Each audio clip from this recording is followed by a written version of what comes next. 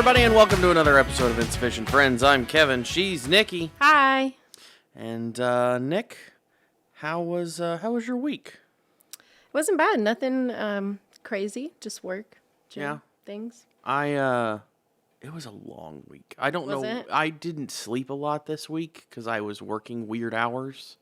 Weird hour. You already work weird hours. I was working even weirder hours for me, which is weird. Yeah. So it just this week just seemed to drag on for some reason. Really. But we're good. It's Saturday. Yeah. So that's nice. Very exciting. And got up and went to the farmer's market, which was a lot of fun. Yeah. Which I've never been to the Columbia Farmers Market You need here. to go. It's really good. Yeah. It's really I've been to the area for many other events that they hold there. They hold things there all the time, but every... Because CCUA is there, the Center for Urban Agriculture. Mm-hmm, yeah. So I've been to a lot of their stuff. Okay. Like events. Yeah, I recommend the farmer's market because there's a lot of good stuff, a lot of people there. And it's especially in the winter because they cram everybody inside like this, like half the building because they can close it off and heat it.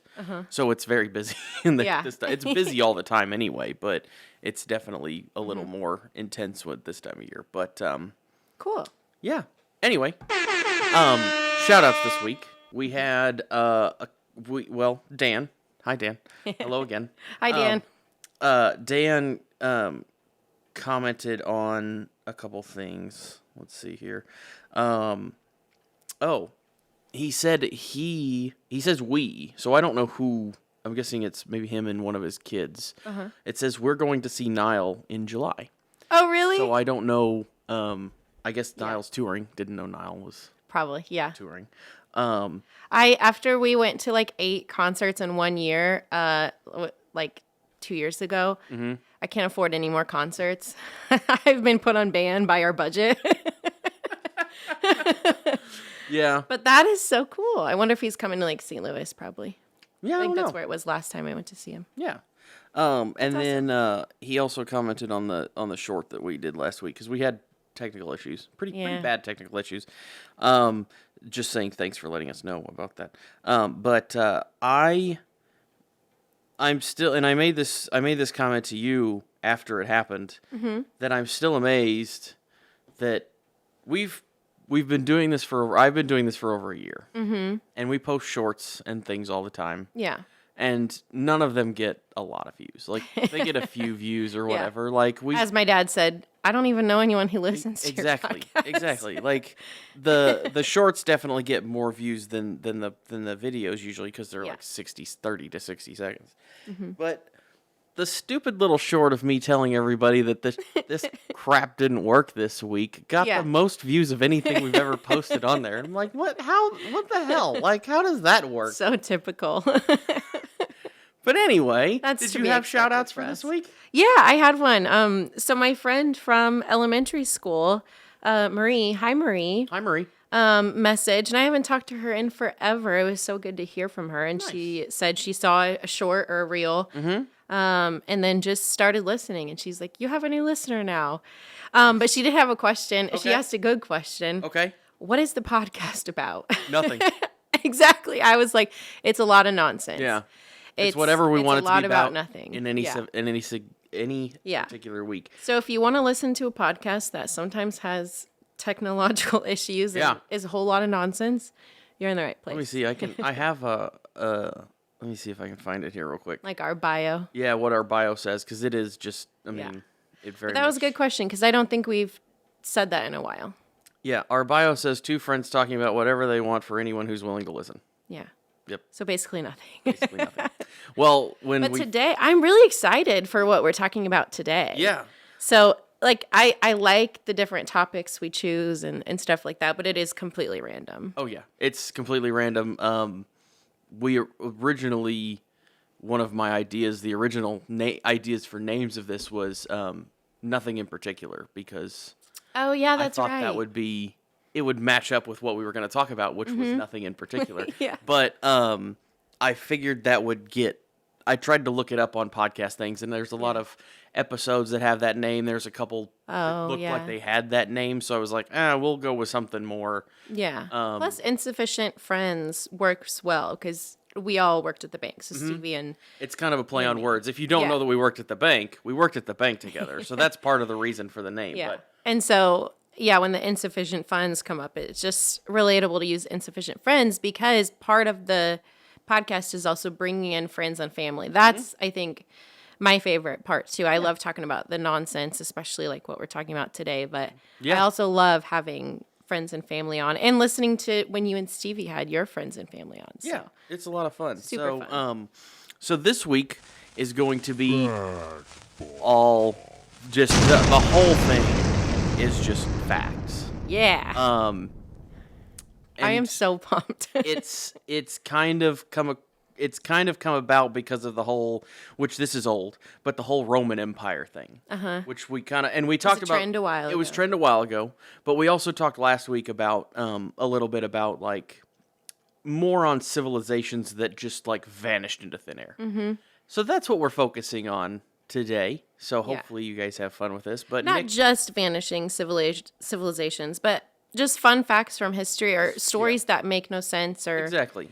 We don't know the why. Yeah. Yeah. So, Nick, why don't you start us off? Okay. With the first one. What's the first one you got? Yeah, my first one is the Salem witch trials. Okay. And because this is one we talked about briefly, but there's still, like everything we're going to talk about today, we don't know the whys. You know, there's lots of different theories. People extrapolate different things from different events, but you can't go back and learn the why. And so I think that's with a lot of what we're talking about that is so fascinating. So Salem witch trials occurred in colonial Massachusetts between early 1692 and mid 1693. It was a short time span. Like early 92 to mid 90, so like year and a half. Yeah. It was not that long. More than 200 people were accused of practicing witchcraft, and 20 were executed. In a year and a half. And then in 1711, so 20-ish years after, colonial authorities pardoned some of the accused and compensated their families. Now, if I remember right, I didn't write this down, but the last person pardoned from the Salem witch trials was like pretty recently, if I remember right. So I thought that was interesting. But that's 200 accused, so 10% of the accused were executed. Yeah, and none were burned at the stake. They were, hung. There was gallows hill. They were pressed to death. Like, there were different ways of doing it, but none were burned at the stake that I could find. Interesting. But the burned at the stake is the big one. And what was the other one? Drowning was a big one, because throwing them in a lake and see if they... And so here's why a lot of that still happens in, like, movies and popular versions of, this. Because in the medieval and early modern eras... many religions, including Christianity, taught that the devil could give people known as witches the power to harm others. So the witchcraft craze that rippled through Europe in this time was the 1300s through the 1600s-ish. That was like a massive time span. Yeah, that's and that's when tens of thousands of witches were burned at the stake. Okay. And so that's where that idea comes from. And we talked about that a little bit last time, but... That's kind of where the idea comes from. But the Salem witch trials in particular started because there were two girls, Elizabeth, age 9, and Abigail Williams, age 11, started having fits. They would scream, throw things, make sounds, contort themselves. And a local doctor blamed the supernatural. That's how the whole thing, the paranoia part of it started. And so then another girl experienced the same thing. And then the magistrates were like pressuring them to say who, is causing this, who's doing this to you. And they accused a couple different women, 3 of them. Tituba, who was a Caribbean woman. That's Either one. Interchangeable, I think. Yeah, so she was an enslaved woman. And then Sarah Good was the second accused, a homeless beggar. And Sarah Osborne, an elderly, impoverished woman. So those were the first 3 accused. But the first accused witch brought in front of this special court that they had created, because they made their whole own justice system for this, because it was like religious based. Bridget Bishop was the first one brought in front of the court. She was an older woman. Everyone says she was known for gossiping and being promiscuous, even as an old woman. When asked if she committed witchcraft, she responded, "I am as innocent as the child unborn." And no one believed her. So Yeah, that sounds she about was right. the first person hanged on Gallows Hill. And so I've been to Salem. It's a super cool place. It's like any historical place in the United States now. It's half tourist trap, half history. Yeah. So if you can weed out the Touristy part, you get to the really, really cool, like her house is still there, stuff like that. That's cool. Ghost Adventures went to her house and remember when we talked about EVP, what that is? Yeah. Like with the recordings. So someone had asked her, like, did you do this? Were you a witch? And it was like super fuzzy. And they can't tell if she said I did or I didn't because it was so fuzzy. So it's still a mystery to this day. It's also done by ghost hunters I know. on a recording that is not. It's fun to watch though. It's yeah. So here's my favorite part is the different popular theories of why this happened. Beyond life sucked, then people were miserable. And people were scared of everything. Yeah, exactly. Religious fanatics were crazy. So that was part of it. Religious tension. There were different social factions. They had a new preacher in town. There were like some people that were like displaced immigrants type of thing. Like there was a lot going on in a really small area. And so the different factions with the new preacher and everything, there were just accusations all over the place because they would try to one up each other. Okay. So that was part of it. Some people have said the girls could have been epileptic, mentally ill, or literally just bored. Yeah. And had nothing else to do besides kids. be dramatic. Yeah, just be kids, yeah. My favorite theory is that it was all caused by a bad crop of rye, like rye bread. Yeah.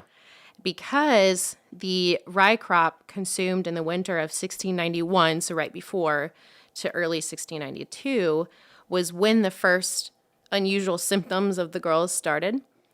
And so ergot, I don't know if I'm saying that right, is like a disease, like it can attack the rye crops. And so it's like a mold or bacteria or something like that. But it can cause gangrene-like symptoms, seizures, manic episodes. Okay. And there were way more, but that's what I wrote down. So that's one of my favorite is like everyone just had bad bread. Bad bread caused They all killed each 20 other. people to die. And, yeah. Okay. So yeah, that's the Salem witch trials in 5 minutes. Did it ever, like we always talk about the Salem witch trials, did it ever go outside? Like when from what you found, did it like expand a lot outside of that, or was that like the focus? That was the focus of it? Because they had set up this special court and everything. I'm sure there were, different areas, but they were like, it was almost like a social experiment. Like someone had set it up or something because they made their own court. They had everything. It was right there. And so I'm sure there were other areas, but that's the one that people study so much because it's like, why did that happen in such a small area? Yeah. Okay. It's very like anthropologically weird. Yeah, it's very weird anyway. Yeah. I mean, like you said, it happened in Europe for 300 years, but it's still... Yeah, and this was only a year and a half. Yeah, that's... And it's made such a lasting impact. That's another weird one. I thought it was like, like decades or something like that. Yeah, you would think it was way longer. But year and a half. Interesting. Yeah. Okay. Well, my first one we mentioned a little bit last week as well, was the Ninth Legion of Roman soldiers, which at the time, so they were around they were formed in the mid 1st century, so in the 40s, 50s, Okay. 43, 45 something AD.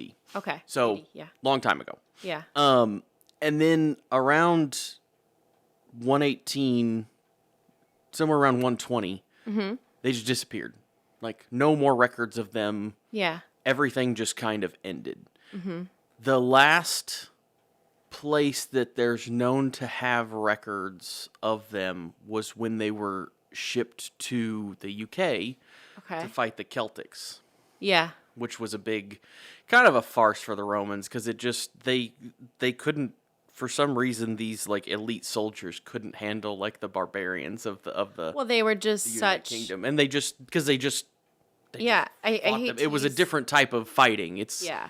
you know, I don't know if this is the right word to use because I think it has a different connotation in the U.S. But in Scotland and England and everything, they were the savages of like they fought so differently and yeah. So a legion, and the reason that this is kind of garnered interest over the years is because it's not like 100 people or something went missing. Like a legion of Roman soldiers is like 4,000 or 5,000 people. Yeah. Like it's a lot of freaking people. And all of a sudden it just like fell off. Like there's no more records of it. And the Romans are kept relatively good records back for the time, especially. So it's just weird that it just kind of disappeared. Yeah. So there's a couple theories. One is that they were defeated in battle. But there's no real evidence of any major battles in the UK that the Romans fought. Yeah. Because surely there would be artifacts. You would think there would be artifacts. And bodies. You would think there would, think there would be burial sites and things like that. There are a couple things, like there are coins that they found in the UK that have the Emperor Hadrian on them, they're what some people call victory coins, which I guess he used to mint certain coins whenever he visited a location. So he did visit the UK at some point and bring another legion with him. So there's people that thought that he might have visited during a war. Okay. Or when a battle was going on and it just wasn't ever recorded for some reason.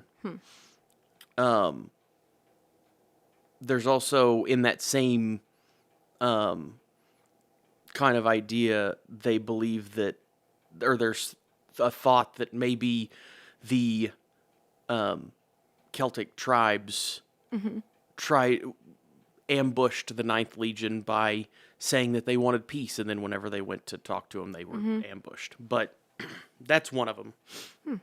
Another one is that they were transferred out of the UK and back to mainland Europe. But there's really no documents of that either. Yeah. Because they just, again, disappeared.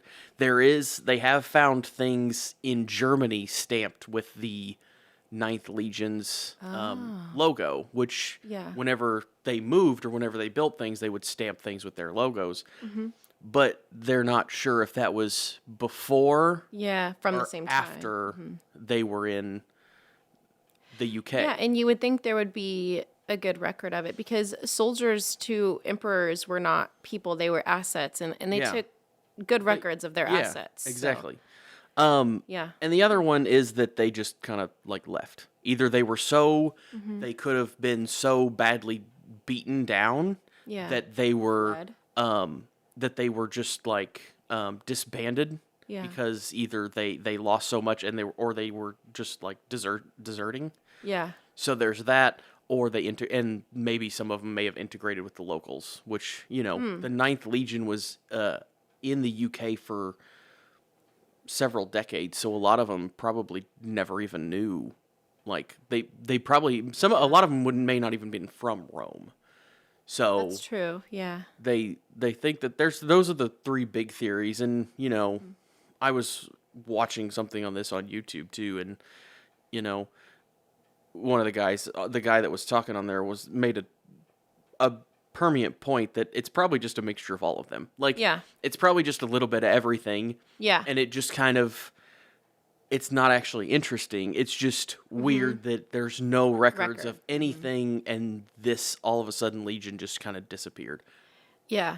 And I'm going to talk about Roanoke next, which is kind of one of the things historians say too, is like it could be a mixture of all of these different theories. Yeah. But for that one, in my head, if I could like make a movie of this or something, it would be that the Celtic peoples, because there were still like there's a lot of Viking influence in that area. I would make a movie and say they got all put on a ship, and then they threw a flaming arrow, and then the ship sunk, and they just never found it yet.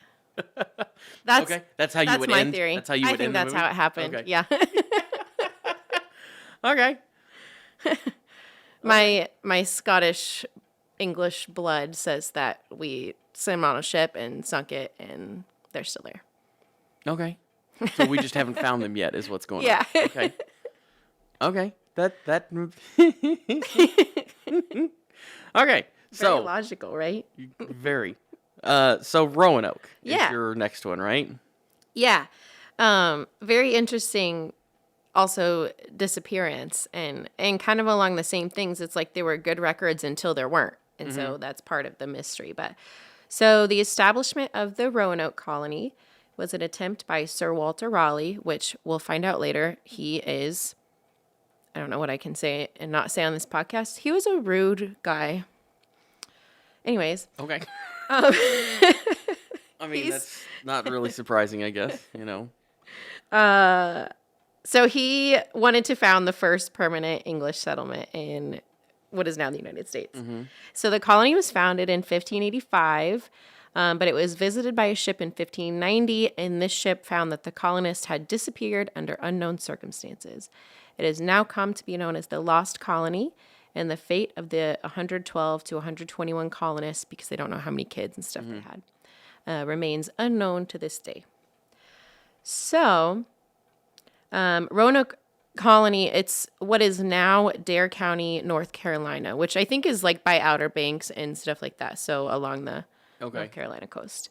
So they were always troubled with a lack of supplies because getting back and forth to get supplies, I guess the weather was always really rough. And that's why a lot of the ships were so delayed. So they always had a lack of supplies. They had horrible relations with the Native American tribes, the indigenous tribes. And so the resupply mission by Sir Richard Grenville, who was a sailor, he was leading this last resupply mission. It was delayed. So they abandoned the colony and returned to England in 1586. And then there were a couple other back and forth things. So let's see. There were like from what I could find, there were like 4 resupply missions, and a lot of them got delayed. And so the last one was a flagship pilot named Simon Fernandez. So they had come back and were trying to do this resupply, and it was abandoned. The settlement of Roanoke was abandoned, but it was still fortified, like as if it was protected and everything. So they didn't know why it was abandoned, except for this cryptic word, Croatoan, was found carved into the palisade of the abandonment. So they had assumed, the people that found this assumed that this had meant the colonists had relocated to Croatoan Island because there was an indigenous tribe there, and that was the name of their island. But before they could follow this lead, the rough seas prevented it. And so they had to return to England before they could follow that lead of if that's what actually happened. Okay. So that's why it remains unknown to this day. There's lots of different theories. And there was even a time where Sir Walter Raleigh, this is why I say he was a rude person. He was a dick. So he, and this ties into my next fact, El Dorado.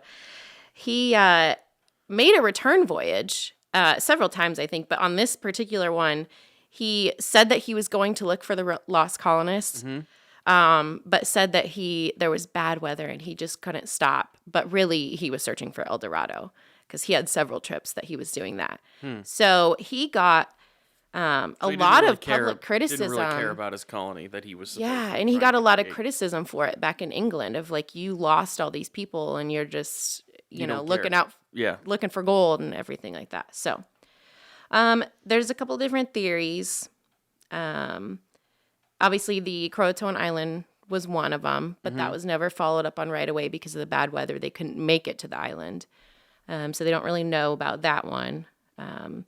And so there's also other indigenous tribes around there. So they could have integrated with any of them. Oh, yeah. Or several. Or been killed off by all of them. Yeah, exactly. And so that's another one, is that they were all killed and buried and no one has just found their graves yet. Yeah. Another theory is that the colonists themselves, because they had a couple sailors that had stayed behind. So then there's a theory that says they tried to go back to England and were lost at sea. And that's why you haven't found grave sites, anything like that. Okay. Okay. Another theory, these last two theories are not as reputable. There's basically no credibility to them. They're just stories. Okay. But the first one was that another explorer had this conspiracy against Sir Walter Raleigh, wanted to make him look like a horrible person and like the worst explorer. And sounds like he did that on his own. Yeah, exactly. Yeah. And then the other last theory that I found, which was not as credible, was that it was a Spanish attack because the Spanish had settled Florida and they didn't want to release their claim to, the UK, or what's now the UK. And so they attacked it, and that was that theory. Like, they took care of the colonists because they didn't want to give up any land north of Florida. But that one's not as reputable. Yeah, that's also... There's not a lot of evidence in that. There's a couple... So, one... when did you say it was founded? 1590, I think. And when did it... 1585. And when was the last ship that came 1590, I think, was that last ship that couldn't find him. Okay. So... It really wasn't that long of a time period. It's 5 years, yeah. right? Yeah, okay. if I got all my facts right, who knows? Yeah. We're not experts, folks. I'm not a historian. We should have had Will on here to talk about all this stuff. We should have had Will on here. He's the history major. So there's a couple of the theories that don't make any sense to me. Mm-hmm. The Spanish attacking, one, how are they even going to know that they're there? Because, I mean, it's not like news travels like it does today. That's I don't think they would have known until towards the end, because the Spanish explorers and the British explorers, I mean, I'm sure Sir Walter Raleigh bragged all over, that's true. The mainland about his conquests and everything like that. So I guarantee they knew of it. But getting a team, but whether or not they could get there that fast or get the message to Florida that fast that they needed to go attack them or whatever. And also traveling from Florida to there is that it's not a short trip, especially back then. Yeah, exactly.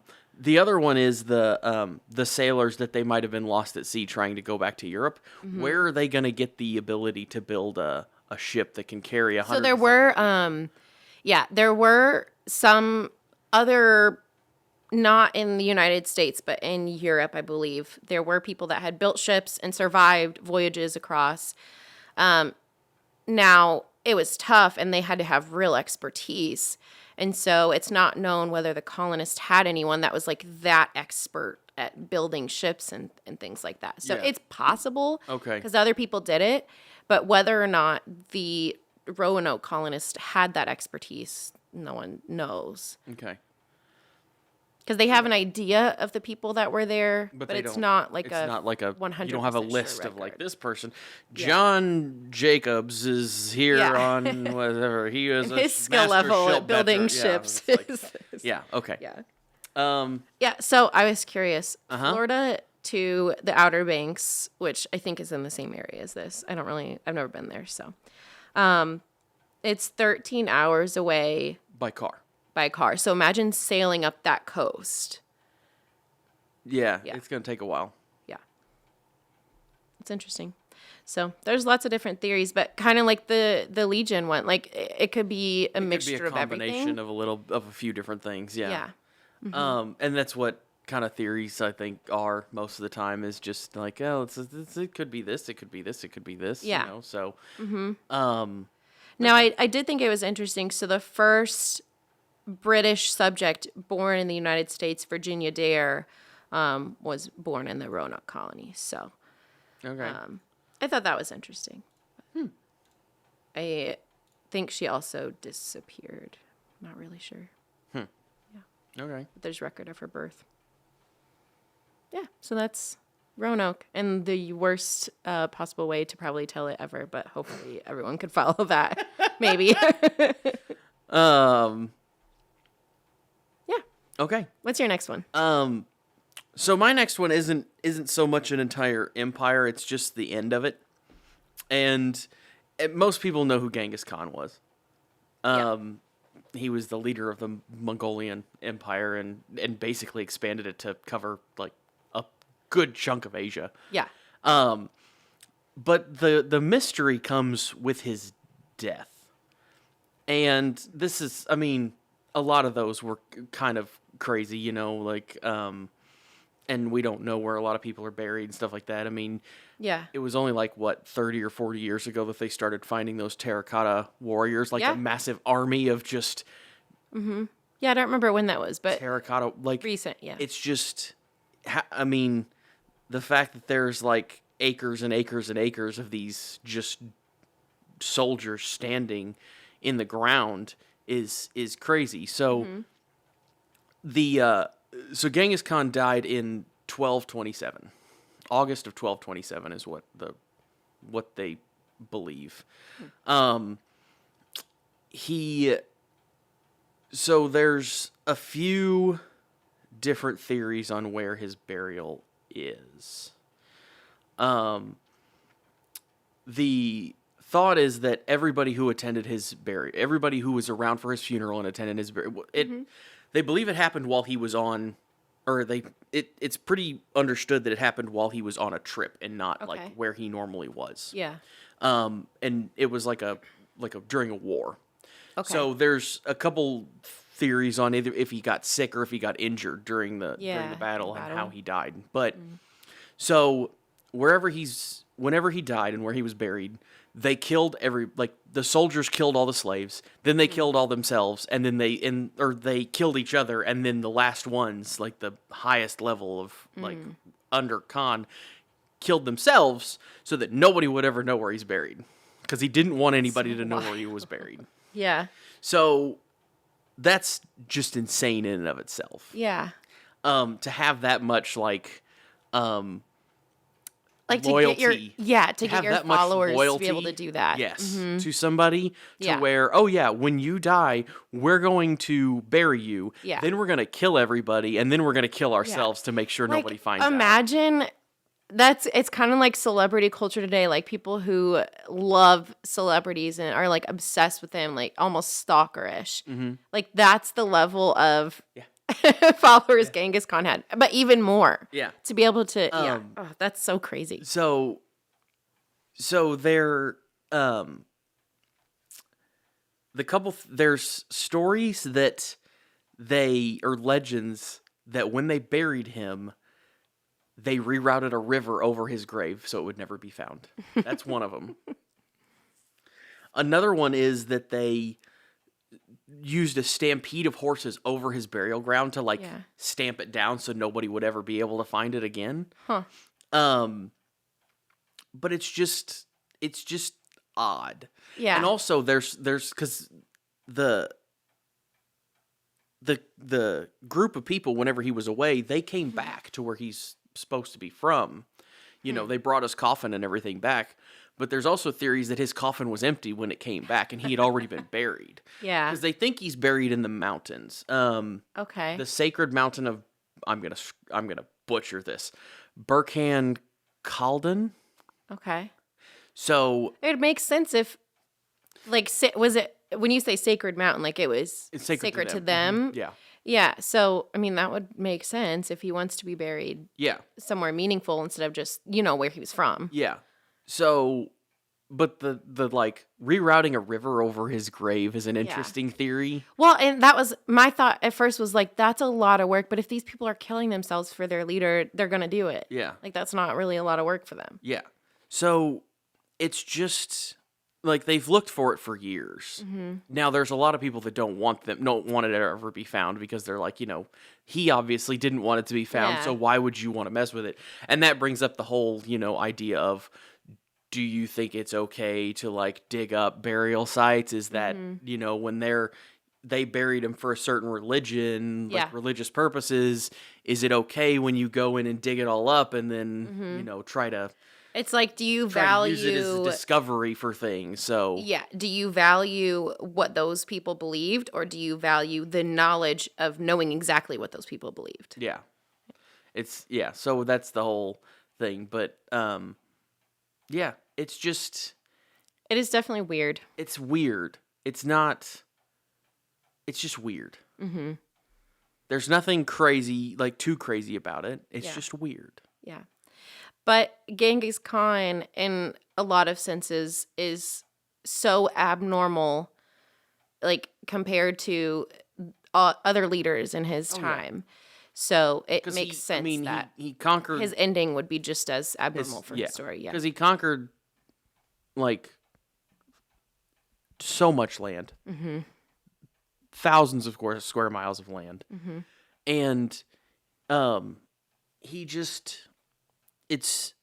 I mean, isn't there like a theory that or an idea that he had so many kids that like one in Oh, yeah, like 10 or everyone's something. related to him Everyone's now. related to him or something like that. Like Because how one in many 10 wives did he people. have? Did you find that? Wasn't it? I Like, don't it was so remember. many. I'm going to look it up. Because I remember watching something about him on like the History Channel. He had 14 wives. But there were also many lesser wives and mistresses and things like that as well. So, because with the mistresses and everything, the History Channel gave an estimate that there could be up to 500 concubines who bore him children, like in total. That was just like their guess, because there's so much literature out there about not only where did he have wives, but he also had the mistresses and everything. So according to the Smithsonian Magazine, their Genghis Khan, in 2003, a study found evidence that his DNA was present in about 16 million men that are still alive today. yeah, which is Which wild. is a lot of people. Yeah. It's in an article that's titled 10 men who left genetic legacies so huge they rival Genghis Khan's. Okay. Huh. So there's 10 others, I guess, too, that are What? that large. Like- but that's, I guess he's the like top, maybe. Yeah. The bar is So high. who's the other one? Yeah, what are the now I want to know what the others are. I don't know. I'm trying to look here. Hold on. Yeah, that's absolutely just so wild to know that, cuz what was it, 1200s? Yeah. Yeah. That's so crazy. Um, Family trees in general are just so fascinating to me. But imagine like figuring out that you had lineage from Genghis Khan. I would have so many mixed feelings. Well, it doesn't actually give me a list. Okay, well this is unhelpful. It doesn't actually give me a list. We'll post it if we find it. Yeah. I know not many people probably care, but I think it's interesting. I would like to know who they are. Yeah, I don't know. Anyway, yeah. So Cool. lots of people. So anyway, yeah, that's number That's the mystery of Genghis the Khan. mystery of Genghis Khan's burial, I guess. Cool. Well, my last fun fact story, whatever we're calling them, is the search for El Dorado. So I hinted at it when I was talking about Sir Walter Raleigh and leaving Yeah. his people behind. This one's just interesting in general. Yeah. Like the whole theory and idea of El Dorado and like a city of gold is just Yeah. it's just kind of an interesting, crazy story in Yeah. general. And I wanted to do a deeper dive into all the different civilizations, like the Maya, the Inca, because they had all these cities and some of them disappeared. But that could have gone on for hours. Yeah. So I just stuck with just El Dorado. So, El Dorado is a mythical city in South America that is believed to be filled with gold. The legend of El Dorado originated from the indigenous people of the Muisca tribe in what is now Colombia. It originated in the 16th century around the time of the Spanish conquest. Okay. So, the legend of El Dorado, it actually began as a man, not a place. Okay. So the ancient Muisca people, I don't know if I'm saying that right, but they lived in the Andes Mountains. Their civilization is what is now Colombia. They had a special tradition when a new king rose to power. The king would coat himself in gold dust before diving into Lake Guadavita. I don't know if I'm saying that right, but as part of the ceremony, so the gold and other precious jewels would be thrown into this lake. And so they thought that this would please their underwater god.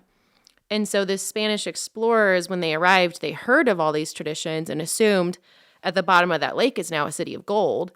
And so, because I'm sure there was lots of differences in communication. And so they probably heard like this gold man and throwing his gold and jewels in the lake and thought, oh, there's a gold city down there. There's just a ton of jewels and things down there. Yeah. So the Spanish explorers nicknamed the king El Dorado, which was the gilded one. And so that's where the whole name of this theory and everything comes from. Okay. And so they did try to drain the lake. They did find gold and jewels and all that good stuff, but not nearly as much as they hoped for, because they hoped to find a whole city that they had built down there to appease their underwater god. And so then they decided it's actually not that lake. We think they built a secret something somewhere else. And so they just like took this and made it their own. So they just basically took what they actually found what they were looking for. Yeah, it wasn't good enough. So they're like, we're just going to make up our own. This isn't good enough. We're going to spend billions of dollars to go searching. We're going to abandon our other colonies and go searching for this story that we made up ourselves. It's very conqueror of them. Man. So they kept searching, and they searched for quite a long time. And the myth just kept growing. And it wasn't until, pretty recently, in terms of history recently, like within the last 100, 200 years, that they officially decided this was all just a story. There's no actual El Dorado. It was this man, and then they just blew it out of proportion. So there were lots of famous explorers that joined in on the El Dorado search. So Pizarro, Orellana, and Sir Walter Raleigh. And so Sir Walter Raleigh made two big trips, like actually searching for El Dorado. And one of them was the one where he was supposed to be looking for Roanoke. Yeah. So in the end, El Dorado, the city, never existed, but El Dorado, the man, the king, did exist. Okay. So it just goes to show that people will make up stories wherever they can. Yeah. That's okay. Yeah. Okay, I didn't know all that, so that makes... I didn't either. It was really interesting to read through this. That's interesting. Okay, so El Dorado, the city never existed, but a person did. Yeah, and technically there was the lake filled with gold and precious jewels. They just took it to be something different, and then it wasn't good enough for them. Yeah, and then they just, went crazy with it. Great. Because they all wanted fame and notoriety. Yeah. Notoriety. Notoriety, yep. Yeah. Interesting. Mm-hmm. Okay. Yeah, that's El Dorado. That sounds about right. That sounds like I really like the movie, the cartoon movie. It's from like 2000. When was it released? You should do that for your movie corner. Let's see. It was when I was little, I think. I don't know. I'll try to find it and send it to you. I think it was Disney. The Road to El Dorado. Western, okay. No. The Road to El Dorado, it's, I don't know if it's Disney or not. But it's a 2000 American animated adventure comedy film. Yeah. Anyways, it's really good. I remember watching that growing up because I always watched the more historical. Makes sense. Disney, Pixar, whatever they were. Yeah. But it's really good. It was a DreamWorks animation. Yeah, it was really good. And it was around the same, I feel like it was around the same time as the one about Moses, basket, and I don't know what you're talking about. All the other stuff that happened with that. I don't have a clue as to what where they floated the baby in the river. Okay. There's a movie about that too, and it's really good, and I don't remember the name of it now. Someone in the comments is going to scream at me because everyone loves that movie. You're saying floating a baby in the river, and I'll tell you the only movie that I'm thinking of is Batman. What? There's an opening. I've never seen There's Batman. an opening scene in one of the original Batman, one of the early Batman movies that I believe it's the penguin is floating like the parents interesting. put him in like a stream, and he's floating down the river, and that's why he ends up living in the like sewers. Okay, it's The Prince of Egypt is the movie that I'm thinking of. That was one of my favorite movies growing up. Okay. Yeah, and it's all about Moses being the prophet. Yeah, because he was floated down the river because he wasn't accepted by his parent, or it was the time when they were killing all the baby boys in Egypt or whatever. Okay. I don't know. You have to watch it. It's really good. It's an animated like kids movie, but it's really really good. Okay, I'll have to look for that. I just explained that in the worst way humanly possible. Like we said, we're not historians, folks. Don't take it personally. Yeah. You shouldn't take it personally. That's a really dumb way to say that. Anyway, you know, we have no idea what we're doing. This is just for fun. What's your last one? So the last one, I was thinking about this as I was doing research, because if we're gonna you wanted to do 3. So, okay. So I had the 2 that I knew of, and I'm like, okay, what am I gonna do for a third one? So as I was researching, I was like, you know what? We've kind of talked about like weird, missing, just unusual stories about civilizations, ancient civilizations. So my thought was, you can't really do that without talking about Atlantis. So most people, I feel like, know the story of like this super advanced society that all of a sudden was swallowed by the ocean. Yeah. And the question is like, why, you know, we only supposedly have been able to search like 10% of the ocean. So if there is a possibility that there's something underwater on this earth like that, but the chance of it probably being like an advanced civilization is really probably slim to none. But so there are a few. The History Channel, history.com or whatever, has a list of the 6 top theories about what Atlantis was or what happened to it. So we're just gonna quickly go through the 6 theories because it's kind of interesting. So number 1 is that Atlantis was a mid-Atlantic continent that suddenly sunk into the ocean. Ooh. So like, I guess just a place of land that just kind of was flooded for some reason, which is possible. Like we know islands pop up and then sink and stuff like that all the time. I mean, it happens. So that's one theory. Apparently,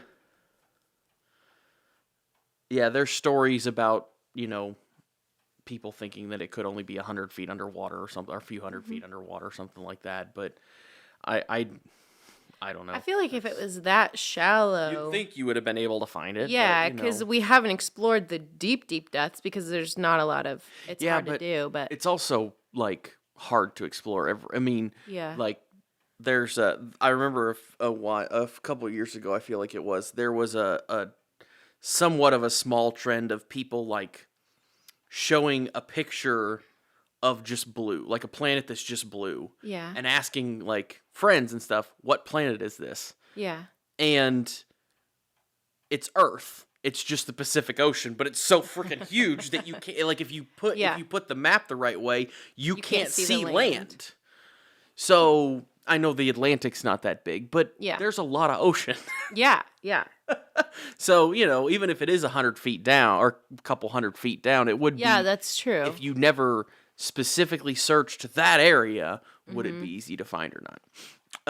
Yeah, that's true. Another theory is that it was swallowed by the Bermuda Triangle, which is not kind of been disproven over the years. So that's, you know, one of the theories is that it's actually what is now Antarctica. So it would have been a more like livable place at the time. Yeah. And I guess these are all based on stories that people have come up with and things like that. But maybe it would have been like buried under layers of ice. So you know, that's because they still find artifacts all the time up there, I think. Like That I could see happening. Like, I don't know That if it'd be like a sounds- big civilization. That sounds way more realistic than the Bermuda Triangle. Yeah. Now, as much as I love X-Files and things, the Bermuda Triangle, I don't know. It'd still scare me to like fly over it or whatever. I think you can't. I think they do fly over it though. Like, I think it happens. I think it's a pretty normal thing, and I'd still be like, eh. Because I've seen, X-Files. Oh yeah, all those things. That's just like, they really play it up, and I don't. But then, like 1 second later, my rational brain will kick in, and I'll be fine. Also, that it was. There's also a theory that it was a mythical retelling of the Black Sea flood. Black Sea flood of, I guess it says around 5600 BC. Wow. I wonder how they know, because there probably wasn't much written language back then, but there must be evidence in like the land and the ocean that shows that there was a flood. That there was a massive flood. Yeah, I'm guessing so. Huh. Interesting. Yeah, it says the area was breached by the Mediterranean and just flooded in, and yeah, that one would kind of make sense too. Yeah. Mm-hmm. There's also one of the other number 5 on this list is that it is the story of the Minoan civilization, which was part in the Greek islands from 2500 to 1600 BC. And I'm not going super deep into all these. I'm just kind of looking down through here. But did they disappear?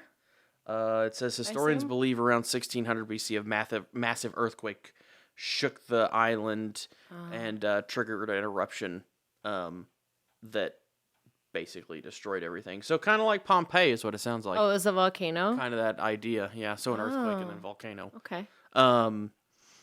So that is, I guess that's a possibility. Well, we know Pompeii's a thing, so I guess that's a possibility too. And then there's the 6th one is that Atlantis never existed at all, and it was all made up by Plato. Because it's Plato? Yeah, Plato had stories about it and wrote about it. And actually wrote like where it was supposed to be. Yeah. Which is kind of fueled the fire of this ancient civilization. But and so people think he just made it up. Some people think that he just maybe made it up. Which is, could be true. We just talked about. We saw that with El Dorado. We just talked about people, making stuff up because they don't like the actual story. So they just didn't like the actual story. So just made it their own. But the original fake news. Because it says there's no written records of Atlantis existing outside of his dialogues, outside of Plato's dialogues. Interesting. Including texts that survive from ancient Greece, which I guess is when they expect it would have been around. So. Huh. Makes sense. Yeah. Have you seen the cartoon movie Atlantis? I have seen Atlantis. I think I only saw it once. I know it wasn't a real popular one. It didn't do well overall. I think people like it more now. The people that grew up with it and watched it go back and I'd kind of like to go back and watch it again because I remember it being interesting, but yeah. I feel like we should for your movie corner this week, maybe I'll actually watch and we should watch Prince of Egypt because I really think you should see that one. We can do that for next week. Yeah. Cool.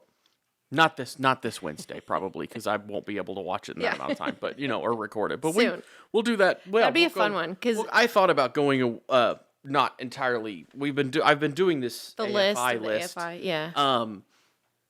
But I thought about going away from it for like a 1 week or something and doing like something different. Because I wanted to watch what was the movie that I watched the other day? Or didn't watch the other day, but I always like to watch Jurassic Park and stuff like that. And it's not on the list, which I don't know why it's not on the list. Yeah. But because I love that movie and I do feel too. Like it's I'll watch an that iconic movie when you watch that one. Okay. So I've thought about going away from the list a little bit, but we'll put that on there. We might talk about that next week. Yeah, Prince of Egypt and Jurassic Park. I'll watch those with you. I probably won't watch many other movies with you, but I'll watch those. Prince of Egypt. That'd be fun. And then I'll be able to talk about it much better than I did today and like absolutely destroy the plot. Okay. All right. So was that the last? I think that's the last one. Right? Cool. I think that's a good place to end on those because, Atlantis is probably the most famous of any lost, forgotten, whatever, unknown about civilization. Yeah. The fact that it may not have existed makes it It makes it kind of one of those like, it's probably just isn't because real. it's different than like El Dorado has a actual king, a man that was El Dorado, and then it just got spun out of proportion, Spun out of control. But the fact that Atlantis could just not have even existed, it's just a story, just entirely a story. The power of storytelling throughout human history is fascinating. Oh yeah, yeah. I love. But the only thing about a lot of it is a lot of these things come from like El Dorado. They come from a place. Mm-hmm. So where did he come up with the idea for a civilization that's like super advanced? Like, where did that come from? Yeah. But it is what it is. Or was he just like, oh, islands can sink? This might have happened. So yeah, exactly. It's just like close enough to the truth that people can take it and run with it. Yeah. Okay, so. Want to talk about our Roman empires? We also did another BuzzFeed quiz. This one on which one is your Roman Empire? Like, it's more of a travel quiz than it is a. Yeah, like we had to choose different travel destinations, and there was like 10 questions, and then it gave us what our Roman Empire is, because that's kind of how this whole episode started. Was discussing what are people's different Roman empires. So what did you get? So I got ancient Egypt, which is very on point because I think I knew about Tutankhamun and the goddess Isis and all this stuff before the Civil War. Like I probably could have told you about the cult of Isis and how that impacted the rise of Christianity and the veneration of Mary as, the mother of God, the saint that she is now. Like I probably could have told you about that before I could have told you about the Civil War. Okay. That's just the kid I was. Yeah. So that makes sense. And it also makes sense why when we would go to mass with my dad, I would always ask questions because I knew things, like the goddess Isis and how she was the mother of, all those gods. And then I would ask questions. And in a Catholic mass, you're not supposed to ask questions. So I was probably an annoying kid, but yeah, I definitely knew a lot about like ancient Egypt before anything else. Okay. So mine is ancient Greece. Oh, that makes sense. Kind of follows along with ancient Rome too. Like they're all kind of, intertwined. They're all intertwined a little bit. A lot of the mythology. I'm a big I really do like mythology. I took mythology classes a couple times in high school and college, and I do. It's really interesting. I have several mythology books over on the bookshelf over there too. But it's just so that kind of made sense to me a little bit. Yeah, like I could see that too. So yeah, but we talked about this. I talked about this with somebody at the bank a while back about the Roman Empire thing, and she just lost it on like how often do you think about this? And she's like, nobody thinks about it like every 45 minutes or whatever. And I'm like, no, but when you're some people think about it, on a. I would say I think about historical things in general every day. Like every day I'm thinking of something because it's all fascinating to me. But is it one specific thing? No, probably not. Like I'll have a week where I'm obsessed with Amelia Earhart, and then a week where I'm like, what happened to Princess Diana? And then I will read things for hours. But it's never like one continuous but eventually one of those is going to come back around.